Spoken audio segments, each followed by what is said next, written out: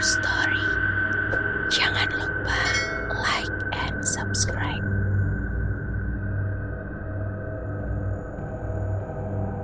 Arya mencoba melihat ke sekeliling, terutama tiap sudut ruangan. Sudah jam 12 lewat, gumamnya setelah melihat jam dinding yang tertempel di dinding tepat di atas kasurnya. Aku haus. Perlahan ia berjalan hendak mengambil segelas air. Namun ia melihat sesosok pria tua yang mengendap-endap menuju ruang bawah tanah. Pria itu tak terlihat jelas, karena cahaya di rumah nenek remang-remang, dan terdapat kabut seperti embun yang menghalangi jarak pandang. Arya hanya memantau dari kejauhan. Keinginannya untuk mengetahui sosok itu sangatlah besar. Siapa sebenarnya orang itu? Kenapa dia ke sana? Gumamnya. Ia membalikkan badannya dan melihat sosok Susanti. Susanti? Ucapnya, gugup dan sedikit kaget. Gimana lu bisa masuk ke sini? Ada yang memanggilku kemari, balasnya ringan. Ia tersenyum halus, dari raut wajahnya Susanti terlihat lirih. Tolong! Suara seseorang meminta tolong terdengar dari dinding sudut kamar mandi. Seketika bulu kuduk Arya naik. Siapa di sana? Tanyanya. Ia mencoba memberanikan diri mendekati bilik kamar mandi itu. Lengan seseorang muncul dari sudut kamar mandi dan menarik keras lengan Arya.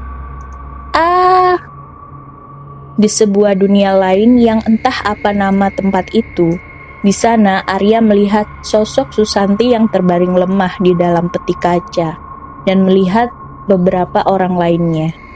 Di sana juga ada nenek yang sibuk membakar kemenyan, ditemani seorang lelaki tua yang tadi dilihat oleh Arya memasuki ruang bawah tanah. Arya mencoba menghampiri neneknya dan menghentikan semuanya. Nek, hentikan semua ini, ucap Arya pada neneknya. Nenek tak menoleh sedikit pun. Rupanya ia tak bisa melihat Arya. Dengan begini, kekuatan kita akan bertambah, ucap nenek pada lelaki tua itu. Tinggal satu anak lagi kita tumbalkan. Nenek meletakkan foto Arya di sebuah tempat khusus yang telah disediakan. Kenapa nenek menaruh fotoku di sana? Gumam Arya. Nenekmu adalah seorang penyihir di kampung ini, dan lelaki tua itu adalah kakekmu. Kakekmu sebenarnya masih hidup dan bersembunyi di ruang bawah tanah. Nenekmu mencari tumbal sebanyak-banyaknya untuk memperkuat kekuatan sihirnya. Dan mungkin setelah ini kamu bakal dijadikan tumbal, ujar seseorang yang tak terlihat pada Arya. Lihat, di sana banyak peti, dan ada beberapa warga kampung yang dijadikan tumbal oleh nenekmu, termasuk aku yang dikubur di tembok ini, dan Susanti yang dikurung di dalam peti hampa udara. Arya tertegun. Kemudian ia tersadar dan melihat sosok nenek di hadapannya. Apa yang kamu lakukan di sini? Tanya nenek. Ia menatap dalam mata Arya. Aku udah tahu semuanya. Nenek itu penyihir, dan selama ini nenek menyembunyikan kakek di ruangan itu, jerit Arya sambil menunjuk ruang bawah tanah itu. Ia berusaha pergi dari tempat itu, tapi sayang, nenek dengan sergap memukul rahang atas Arya dengan sebuah balok panjang hingga terpingsan. Aku memang bukan nenek kandungmu, aku hanyalah nenek tiri sekaligus ibu tiri dari ibumu. Aku juga tak punya waktu untuk mengurusmu, jadi lebih baik jika kamu kukirimkan ke keluargamu, ucap nenek sambil mengelus pelan wajah Arya, yang berdiri tergantung di atas meja dengan leher terikat kain. Nek, lepaskan aku, Nek, jerit Arya setelah tersadar. Ia berusaha membuka ikatan yang ada di lehernya. Ini waktunya, ujar lelaki tua itu setelah menghampiri keduanya. Nenek mengangguk mengiyakan. Kemudian ia menarik meja yang berada di bawah kaki Arya.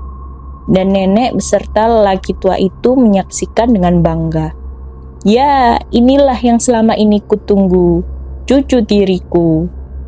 Arya hampir kehabisan nafas karena tali di leher mulai mencekiknya.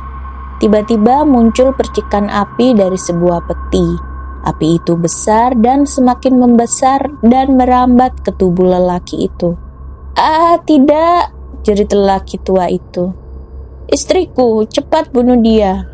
Nenek bergegas mengambil pisau dan akan ditancapkan ke perut Arya. "Rasakan ini." Sosok Susanti dan beberapa roh lainnya muncul dan memutarbalikkan pisau itu ke perut nenek.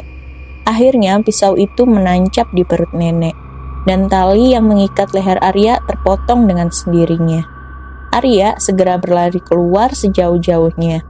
Nenek terus mengejar meski perutnya telah tertancap pisau. Nenek mencabut pisau yang ada di perutnya dan akan dilemparkan pisau itu pada cucunya. Akan tetapi, nenek justru terjatuh lemah karena kehabisan darah. Nenek pun meninggal, begitu juga dengan kakek. Sekarang sihir itu telah lenyap. Semua arwah-arwah yang terkurung di rumah nenek telah terbebaskan. Suara-suara minta tolong dari dinding telah tiada. Sekarang hanya ada kedamaian. Esok harinya, Arya telah tiba di Jakarta. Ia berdiri di depan sebuah kafe yang dulu merupakan tempat ia dan keluarganya tinggal. Di sana ada beberapa pegawai dan seorang wanita parubaya yang mungkin pemilik kafe itu. "Andai ibu masih hidup," gumamnya. Panggil seorang gadis dari belakang. "Lu Arya kan?" Arya membalikkan tubuhnya ke belakang dan melihat sesosok gadis yang dikenalnya. "Rani?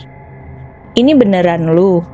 Senyumnya mulai mengembang ketika melihat sosok gadis yang merupakan teman semasa kecil sekaligus cinta pertamanya. "Iya, ini gue. Lu kemana aja selama bertahun-tahun ini?" tanya Reni sambil tersenyum. "Bertahun-tahun? Perasaan gue cuma beberapa minggu aja deh di kampung," jawab Arya heran. "Haha, ngaco lu. Lu lihat kan sekarang di sini udah beda banget," tanya Reni sambil memukul pelan pundak Arya. "Daripada lu ceritain ke gua cerita yang gak masuk akal, mendingan sekarang kita masuk ke dalam aja. Gua pengen lu ketemu sama seseorang." Arya hanya menurut dan membuntutinya dari belakang. "Kita mau kemana sih?" "Bu, ini Arya," ucap Reni pada seorang wanita parubaya saat mereka tiba di dalam. "Dia baru sampai di sini tadi." Wanita itu segera memeluk erat Arya dan meneteskan air mata. "Ibu yakin kamu masih hidup, Nak?" Arya mengenal suara lembut itu. "Ibu, apa ini benar-benar ibu?" "Iya, Nak, ini ibu. Ibu selamat dari kejadian itu. Rupanya nenek tirimu yang telah merencanakan ini semua. Ia sengaja membakar rumah kita," ujar ibu. Air matanya tak henti menetes. Tapi ibu berhasil selamat. Ibu melakukan operasi plastik karena pada saat itu wajah ibu rusak total. Ibu juga mencari pekerjaan dan membangun bisnis ini sendirian. Arya tak mau melepaskan pelukan hangat itu. Ia menangis namun tersenyum juga karena bahagia. "Iya, Bu, Arya juga yakin kalau Arya bakal ketemu ibu lagi." Setelah itu mereka berdua hidup berdamai dan tetap mengutamakan kesederhanaan. Beberapa tahun kemudian, Arya mempersunting Rani dan mereka semua hidup bahagia. Dan cerita pun selesai.